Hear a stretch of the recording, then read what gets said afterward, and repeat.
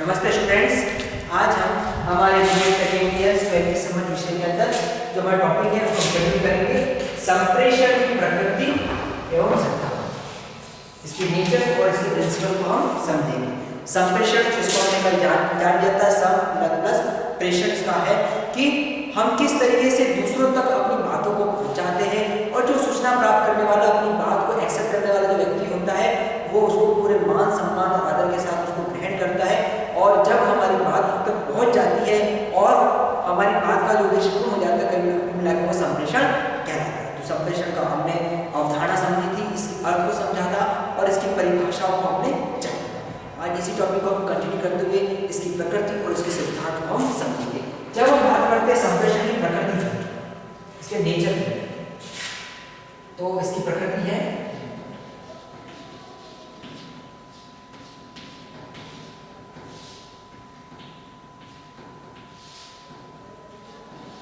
पहला है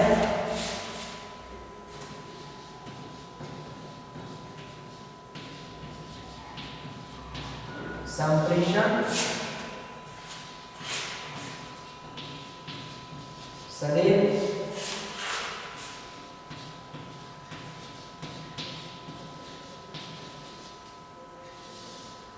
गत्यात्मक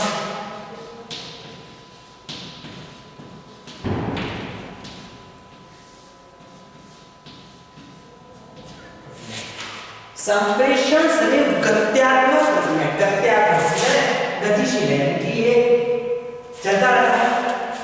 एक शिक्षक अपने बालकों को तो समझ गत्यात्मक है कि वो अपनी बातों को, अपनी जानकारियों को बच्चों तक पहुंचाता रहता है। और इसी तरह अलग अलग संदर्भ में देखें तो हर किसी विषय का जो संप्रेषण है उसके संदर्भ में चलता है। गत्यात्मक प्रक्रिया कहते हैं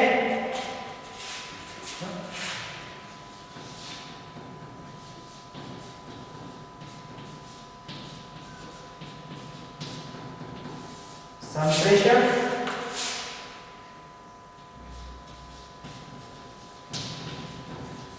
प्रक्रिया में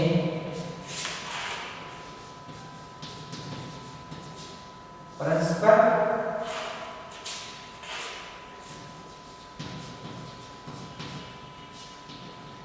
अंतः क्रिया तथा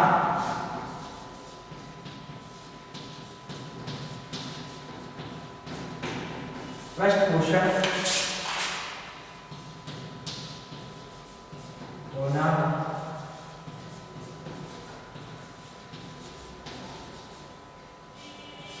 आवश्यक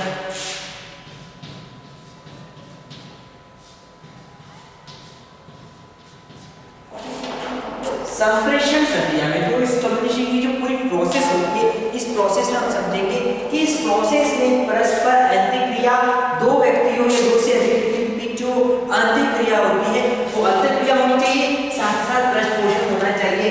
जो संदेश प्राप्त करने वाला जो व्यक्ति होता है, जब वो संदेश प्राप्त करता है और उसको अपने जीवन, उसको अपने अंदर उतारता है, उसको समझता है, तो उसके फल से उसको पृष्ठपोषण फीडबैक देना चाहिए। जैसे मान लीजिए किसी ने कोई कहानी या कविता सुनाई, संप्रेषण के द्वारा उसको बताया, उसने श्रोतागणों को सुना, तो उसके बाद श्रोतागणों से हम ये उम्मीद करते हैं कि उसको पृष्ठपोषण देगा, आपने बहुत अच्छा करा, तालियां बजाई। इस तरीके से जो संदेश देने वाले व्यक्ति होते हैं उसके अंदर आत्मविश्वास उत्पन्न होता है। इस तरह से कह सकते हैं इसमें अंतःक्रिया रहती है और इसमें पृष्ठपोषण का भी होना आवश्यक होता है। अगला है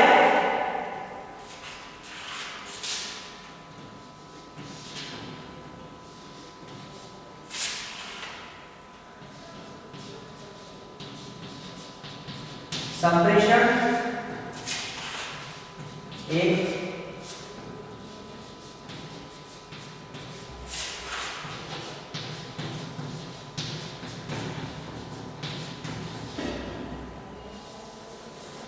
मनोवैज्ञानिक तथा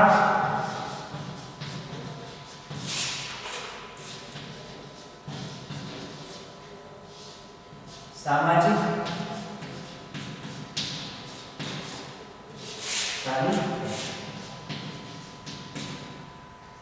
संप्रेषण एक मनोवैज्ञानिक और सामाजिक प्रणाली है।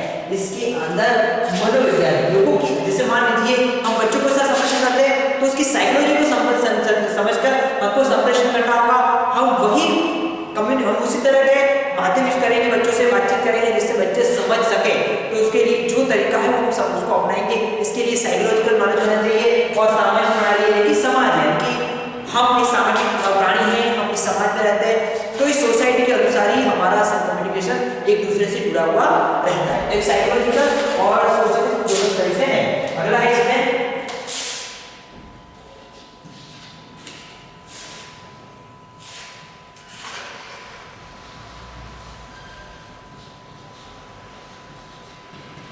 संप्रेषण सर्वव्यापक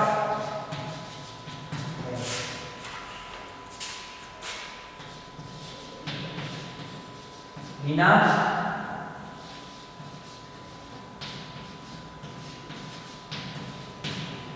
संप्रेषण के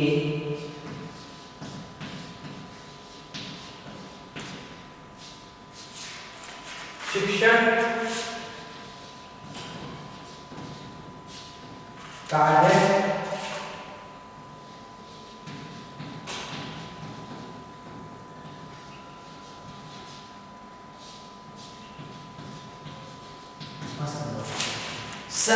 जो संप्रेषण होता है सर्वव्यापक, यानी सभी तरह सभी जगह संप्रेषण होता है।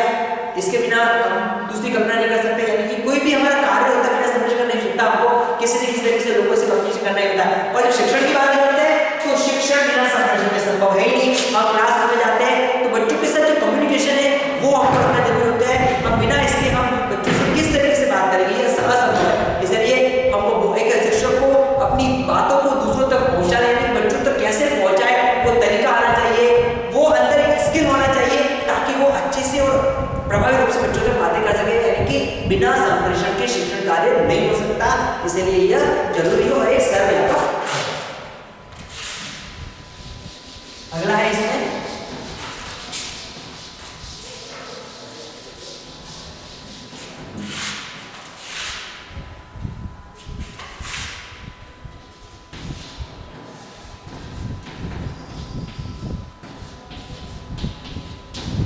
संप्रेषण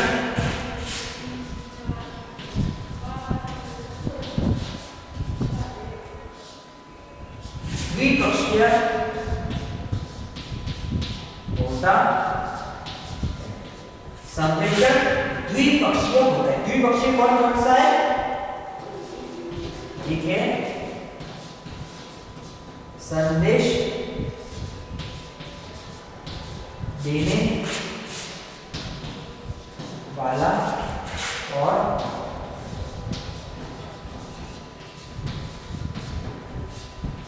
संदेश प्राप्त करने।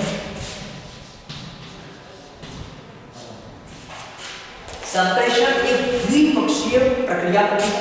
द्विपक्षीय हम समझ सकते हैं, एक तो संदेश देने वाला, संदेश प्राप्त करने वाला, दोनों जने होंगे तो ही संप्रेषण होगा। एक व्यक्ति अपने आप में संप्रेषण नहीं कर सकता, यानी कि आपस में दो व्यक्ति होने चाहिए, दो या दो से अधिक कहने का मतलब है। अगला है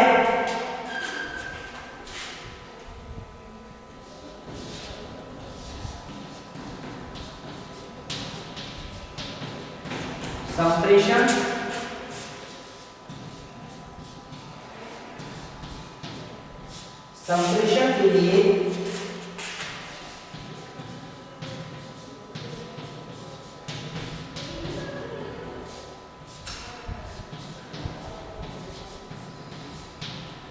संप्रेषित तथ्यों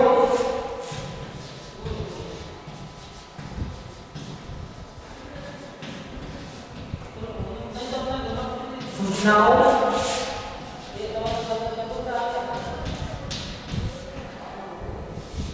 विचारों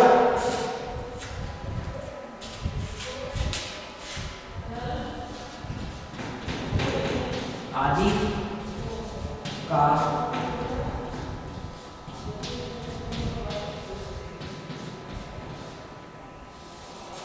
प्राप्त करता कि आदि का प्राप्तकर्ता के लिए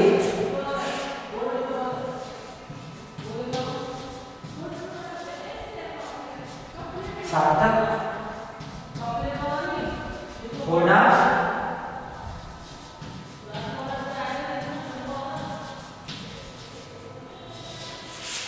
आवश्यक।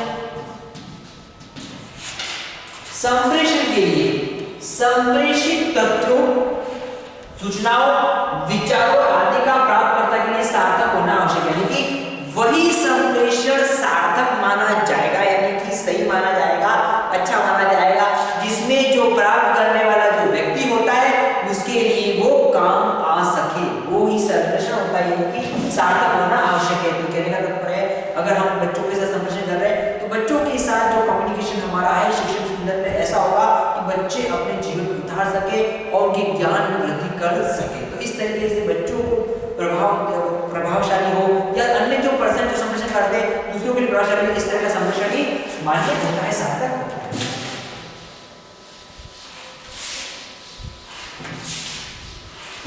अगला है इसमें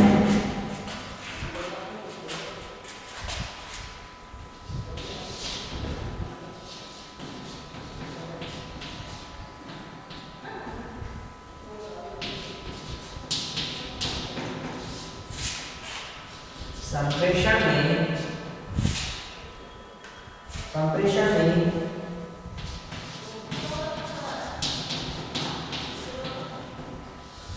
विचारों और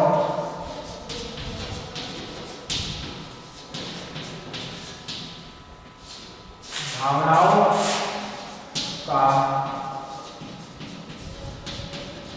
आदान प्रदान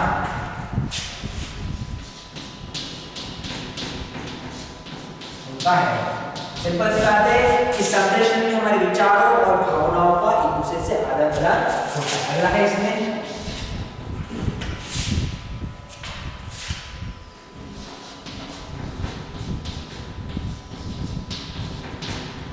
संप्रेषण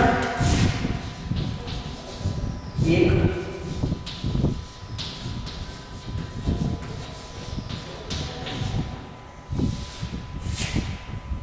उद्देश्यपूर्ण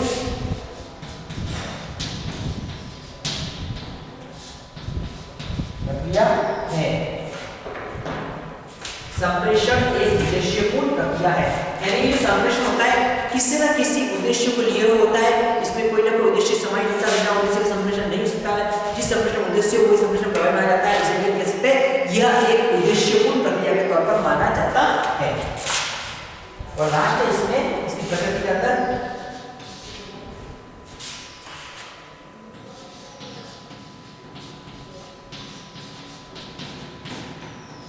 संप्रेषण में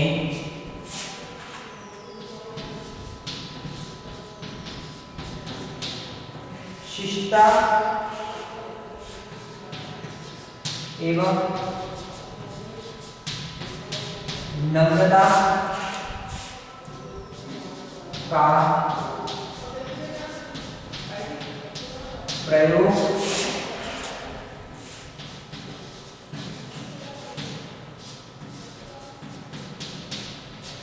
किया।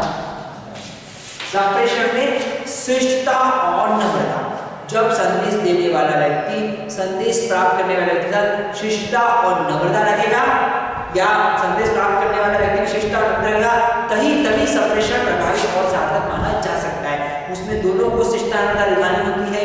अगर शिष्टता नम्रता होगी तो एक दूसरे को समझते हुए बातों का आदान प्रदान भी हो सकता है। इसलिए इसमें तो ये कुछ बातें हैं जो अपने इसकी प्रकृति के संदर्भ में जानेंगे। अब इसके सिद्धांत को जान लेते हैं, इसके प्रिंसिपल कौन है।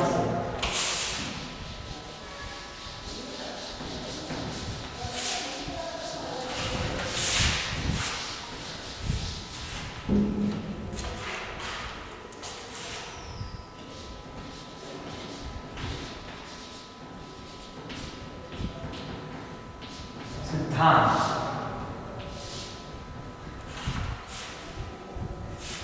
पहला है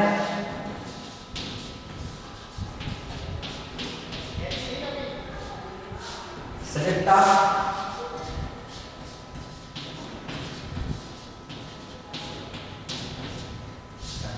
सजगता का सिद्धांत। संप्रेषण के अंतर्गत जो संप्रेषण देने वाला सिस्टम, इसमें सजगता बनी हुई रहती है, बिना सजगता के संप्रेषण नहीं है। इसको हम समझ लेते हैं कि संप्रेषण के अंदर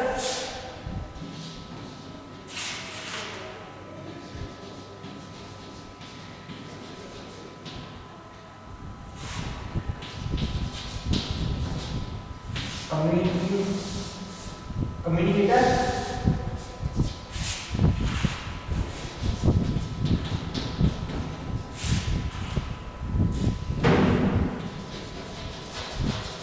एक्टिवनेस,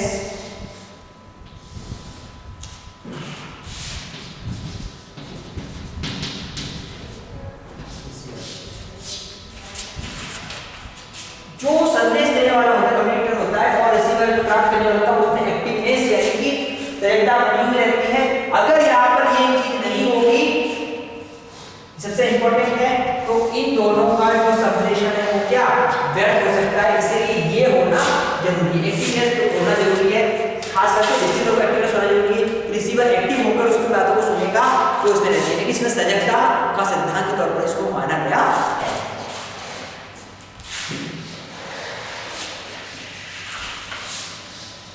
अगला है इसमें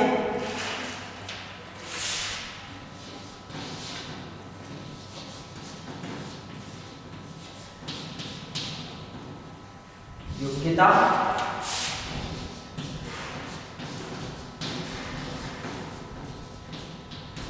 योग्यता का सिद्धांत।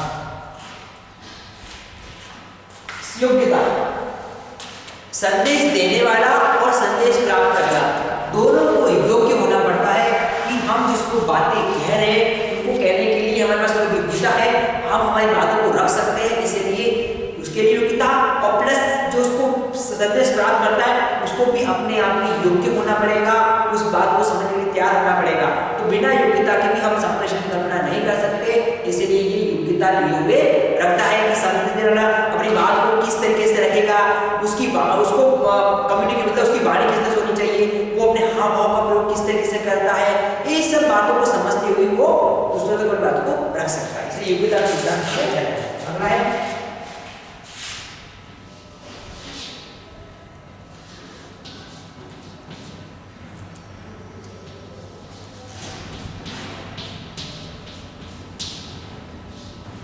सहभागिता,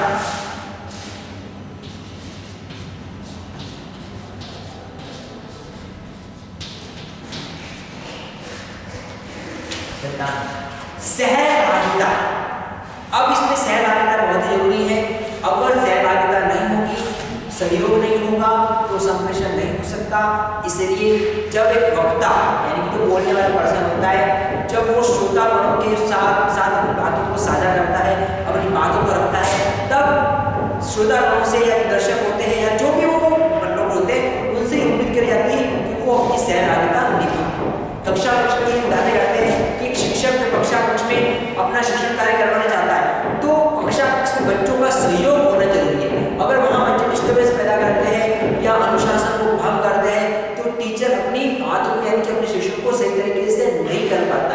इसलिए बच्चों को कक्षा बना रहना किस तरह से बनते हैं, ये सब सहयोग या सहभागिता के अंदर आती है। बिना सहभागिता के हम संप्रेषण करना नहीं। अगला है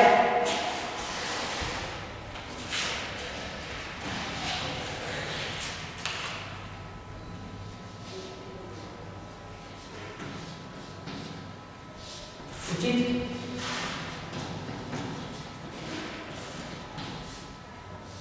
सामग्री का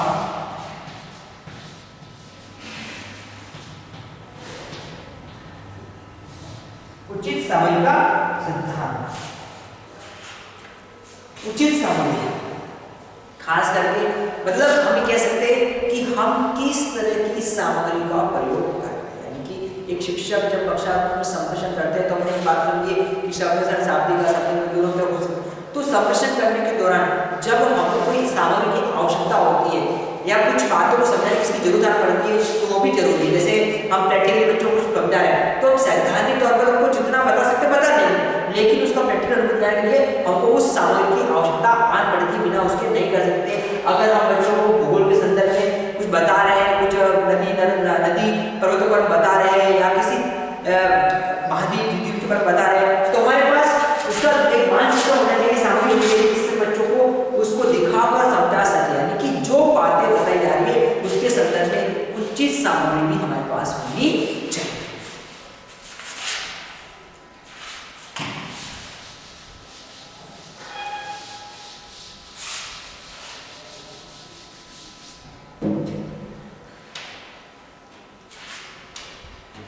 अगला है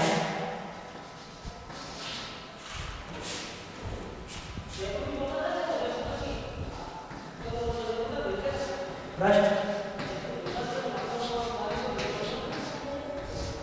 पोषण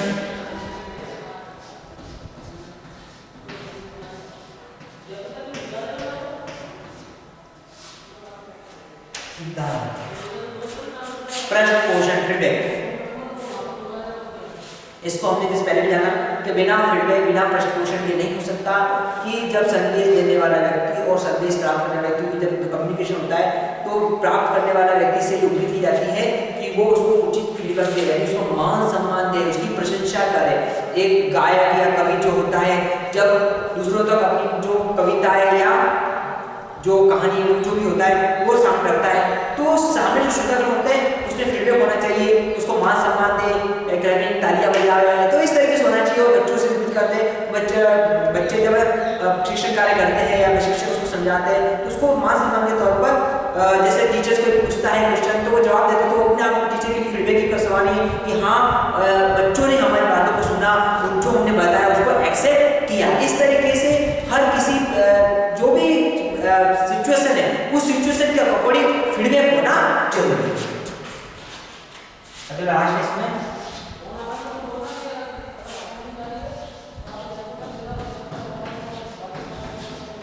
सहायक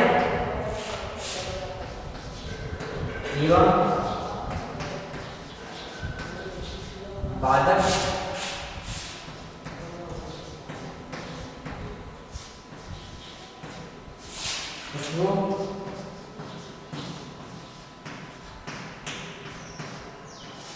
सहायक एवं बाधकों का सिद्धांत। सहायक और बाधक संप्रेषण में सहायक और बाधक तत्व दोनों होगा। जहां सहायक तत्वों की बातें करते हैं तो सहयोग संप्रेषण को बढ़ाने का काम करता है। जब सहयोग की भावना रहती है, जब दोनों आपस में उसको सहयोग करते, खास करके जो संदेश प्राप्त करने वाला व्यक्ति होता है वो ध्यान पूर्वक उस बातों को सुनेगा और उसको मान सम्मान देगा, तो संदेश देने वाला व्यक्ति को उस कार्य करने में या उसको बताने में बहुत ही आनंद का अनुभव होगा। इसलिए सहयोग होना चाहिए। और बाधक अपने आप में संप्रेषण की प्रक्रिया को एक तरह से कमजोर कर देती है, और जो संदेश देने वाला व्यक्ति होता है उसको जो एक तरह से उसमें जो बोलने की जो होती है तो उसमें कहीं ना कहीं कमियां आ जाती है। जैसे क्लास में एक टीचर पढ़ा रहा है, वो पढ़ाते पढ़ाते बच्चे शुरू करते हैं, आपस में बातें करते हैं और अनुशासन को भंग करते हैं, तो शिक्षक को काफी परेशानियों का सामना करना पड़ता है क्योंकि वो अपनी बातों को उस तक नहीं पहुंचा पा रहे हैं। इसके साथ ही अगर कोई जो पर्सन है श्रोतागण को बातें सुना रहे हैं और जो श्रोतागण है वो ज्यादा सुन नहीं रहे और अनुशासन को भंग कर रहे हैं, तो उसमें उसको भी काफी दिक्कतों का सामना करना पड़ता है। इसलिए हम कह सकते हैं कि सहयोग और बाधक तत्व दोनों भूमिका निभाते हैं। सहयोग संप्रेषण को बढ़ाता है और बाधक तत्व संप्रेषण को कमजोर कर देता है। तो इस तरीके से हमने कुछ बातों को जाना कि संप्रेषण की प्रकृति और सिद्धांत क्या होते हैं। तो आज हमने कक्षा में इस बातों को समझा। अब इससे नीचे आप लोगों का असाइनमेंट है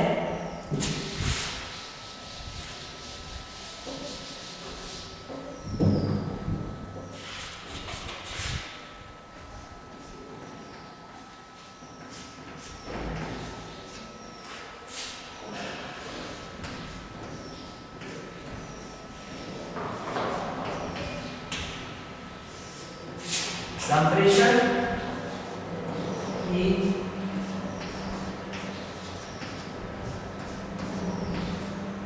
प्रकृति को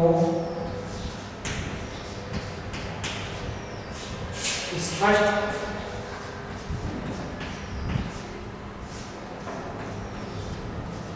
करते हुए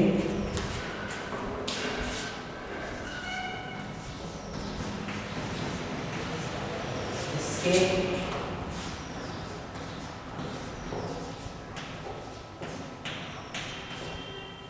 सिद्धांत को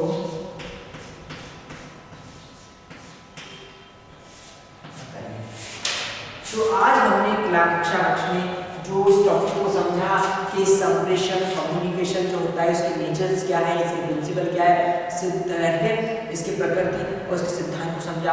तो इसके बारे में आप लोगों को अपना असाइनमेंट करना है।